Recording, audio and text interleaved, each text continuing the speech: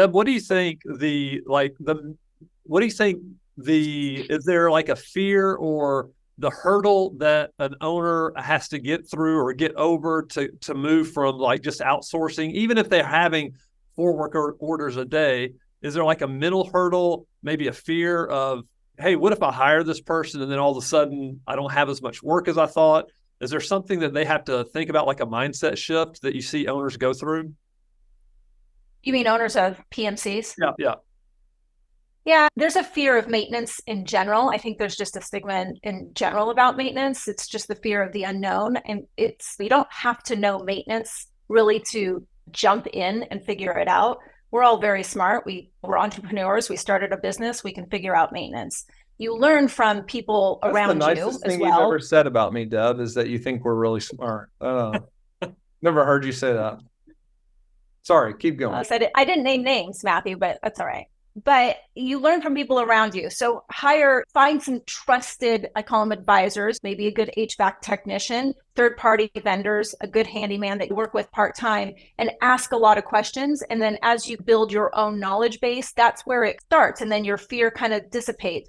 What's really important and what we tend to do as property management companies is continually do reactive management.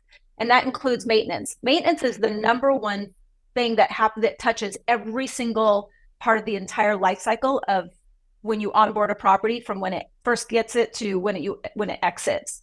And knowing that, you need to look at how we can proactively think through solutions. When a work order comes in, learn about it, troubleshoot it, dispatch it, figure it out, but also start building this so that we can reach out to owners when routine maintenance comes in. But to go back to your question, Spencer, also when you don't feel like you have enough work, you don't have four work orders coming in today, you still got mid-lease walkthroughs that you can keep somebody busy with. You've got maybe have them start doing your move in and move out walkthroughs, mid-lease walkthroughs, doing some preventative things. Think of some programs that could actually bring in some revenue. One of my clients, we introduced the idea of thinking through an HVAC tune-up that you do every fall, and how much would that bring in? And those are things that we can do, and that not only does it bring in more revenue, but it does keep your person busy. And then just compliance stuff that you can go around and see, looking at exteriors, doing some just routine spot checking. The more you do and can offer owners as a service, the more they buy into that you're this one-stop shop that can do it all, which also goes back to one of the questions Peter had in the very beginning. When you have an in-house maintenance and an owner that says, can you give me another estimate? That seems too high. Depending on your setup, we never bid against our own company. So we never offered a second estimate, but I have had clients say, sure, I'll do a second estimate for a cost.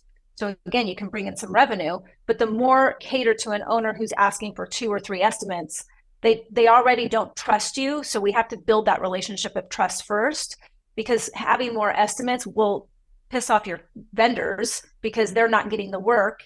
And so you don't want to tire them out because you need them. So how can you mitigate that and build that relationship of trust first so that the owner just says, yep, that sounds great, let's go for it.